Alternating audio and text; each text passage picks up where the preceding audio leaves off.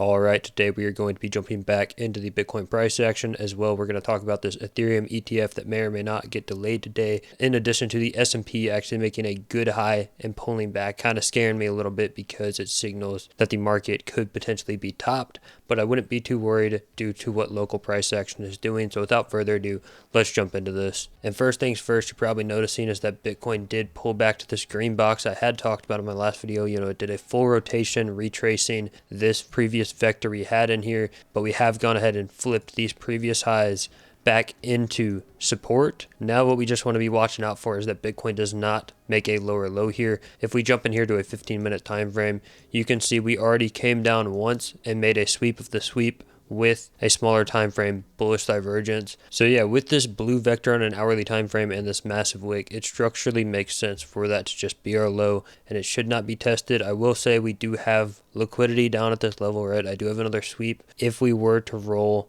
and sweep the sweep one more time and maybe make an hourly bullish divergence, that wouldn't be the end of the world. Another reason I do believe this low should hold on Bitcoin is due to the failed auction we had.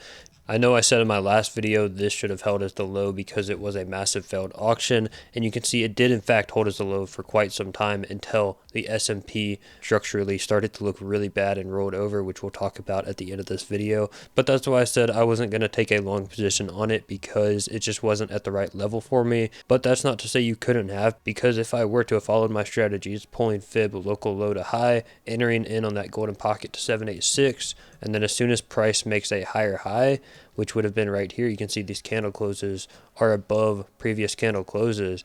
My stop would have gone to entry at that time, and I would have been able to just ride this with my stop at entry or even small profit, and I would have gotten stopped out in small profit or at entry. So yeah, that's why failed auctions are so good, because most of the times, even if you're wrong, price is going to go in your favorable direction for at least some time, allowing you to put your stop at entry before, maybe there is a catalyst to bring down price, like the S&P dumping and that sort of thing. But yeah, we did have another very solid failed auction here at the lows. I mean, you can see 140, 65, 35, 7.5 Bitcoin were auctioning at the Pico low, while absolutely no buyers were here, yet price was able to bounce off of this level. Not only that, but you had a lot more imbalances just in general throughout this entire wick, and price clearly did not accept this level, showing that there was a failed auction to the downside, which is really good for price. And right now what is interesting is we are coming up to a bunch of whale walls, and we were talking about this in my last video, how there was whales FOMOing into price at the top here. Price did not respect them, went ahead, rejected the level, and liquidated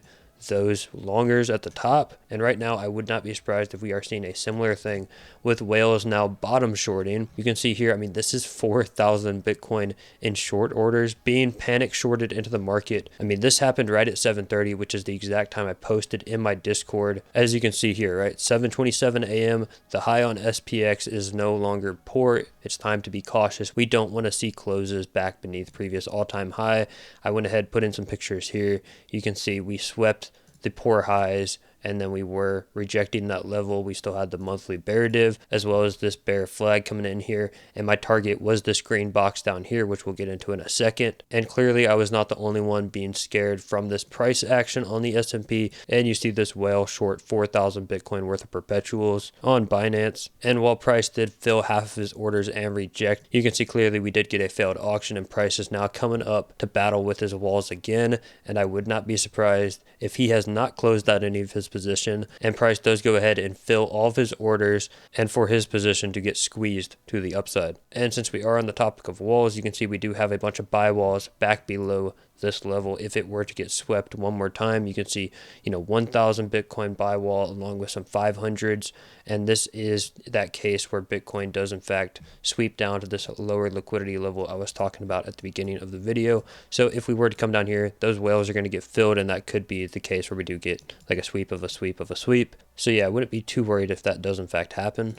But honestly, I would not want to see Bitcoin come down anymore. I think this was good enough for a sweep. There was a lot of panic selling during this time, and I would like to see price come back up here with haste and start heading for those all-time highs once again, just turning this dump into a wick on the daily time frame, just a big liquidity grab like we got on Ethereum. If we go over to the Ethereum chart, you can see we got a massive liquidity grab. You could call it a scam wick, right? If you were in longs from any of these lows down here, hoping for that Ethereum ETF to pump your bags, first of all, you were long in the top, so it's your fault. But this clearly was manipulation on the price action because there were so many stops behind these lows back here. So yeah, we did see a massive wick come in here on Ethereum. Even on the 1 minute time frame, it was just a wick. This was not real selling in here. It was clearly just stopping out long positions. Now with a wick like this, I actually do expect it to kind of retrace down some. If we were to just pull local low high, I would kind of expect Ethereum to come back down here, test golden pocket, especially depending on what the conclusion is from today. I would actually bet you that an approval is more bearish for price action than a delay, because every time Bitcoin had a delay, yes, there was volatility and selling and that sort of thing, but overall the weeks always ended green and Bitcoin continued uptrends after the delays in the short term. Whereas when Bitcoin actually approved their ETFs, first with the US markets right here at the Pico top of January, we then had multiple weeks of downtrend in the price action, taking us to new local lows, as well as when Hong Kong approved the ETF up here, immediately following the approval, Bitcoin went down for a couple weeks after. Bitcoin squeezed down for a couple weeks after. So if this Ethereum ETF were to get approved, I have no reason to believe we wouldn't retrace this entire vector right here and go ahead and hunt down for the lows once again before making, some sort of double bottom, that sort of thing, and heading on up, right? Because obviously an ETF is bullish for the long-term price action,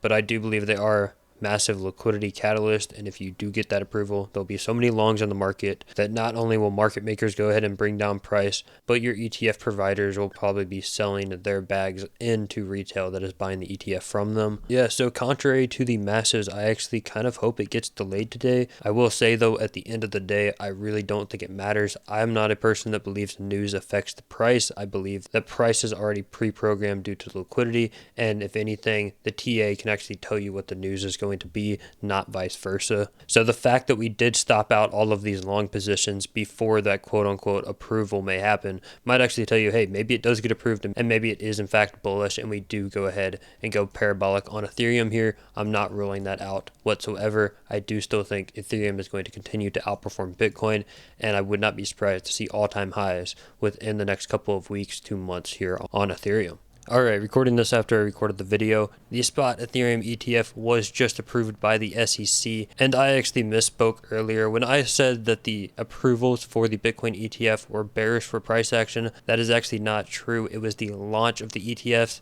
This is not the launch of the Ethereum ETF, so this actually should be bullish for price. It makes sense why we got that liquidity grab before the approval. So yeah, all in all, I actually do think that the price of Ethereum and crypto will continue up after this approval. I don't think it's going to be quite the sell the news event of the previous Bitcoin ETF launches. Now, when Ethereum does launch their ETF, I would be watching out for a big pullback during that time if it is going to be anything like Bitcoin. But yeah, just wanted to jump back in here real quick, let you guys know the Ethereum spot ETFs were approved by the SEC. Gary Gensler announced he is resigning out of embarrassment. Just kidding. Hopefully he does though. But yeah, that's all I wanted to say. Back to the recording. And let's talk about the S&P, because this is the most bearish thing I'm seeing on the charts.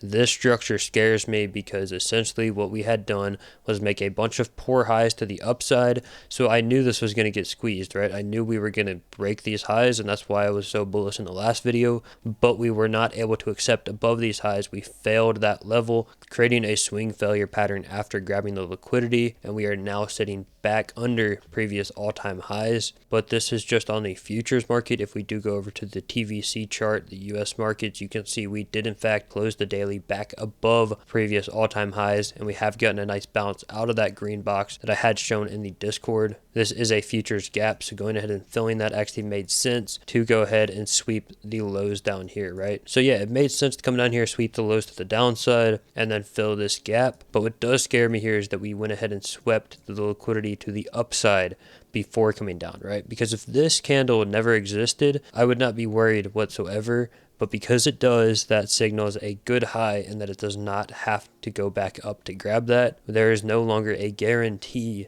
that the markets are going to continue up right now. But as long as we don't lose this green box, lose trend here, as long as we don't come back up here and start rejecting imbalances and previous lows on the chart back into resistance, then I would not be too worried, right? It's not time to panic right now. The time to panic is if we do start getting rejections like this and it does not create some sort of bull div or something like that into the green box, and we actually do go ahead and lose it and flip this back into resistance, right?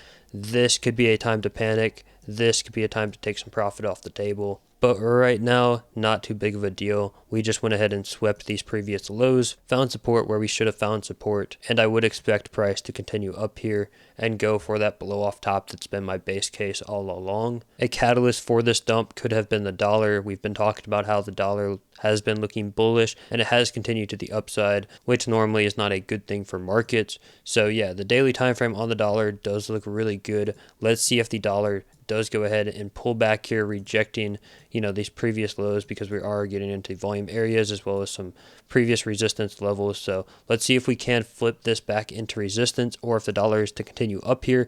And if the dollar does continue up here, will risk on assets continue up with the dollar like back in 2000, or is this a catalyst to mark the top for markets? But overall, I am still more of a bull than a bear right now. I do believe my base case is still intact, and while there is a case now that it's no longer really a guarantee, right, it doesn't mean you have to panic. I know I have not sold any of my bags. I'm just going to be patient and stay vigilant in the markets, as we should always be doing. Currently right now, very locally here, you can see we have made a sweep level to the upside from this whale that is starting to get filled. You can see, his orders went ahead and we got a quarter of it filled. So yeah, I do expect these walls to get full filled. I don't think he is going to get away with, shorting the top or whatever. While we might come down here and fill some of these walls down below, the order flow right now is definitely on the more bullish side of things. But as always, I will keep you guys updated in the Discord, so make sure to go ahead and join. Link is in the description down below, so you don't miss that timely TA that I do put out there before I'm able to upload these videos. But with that being said, thank you all so much for watching, and I'll see you all in the next video.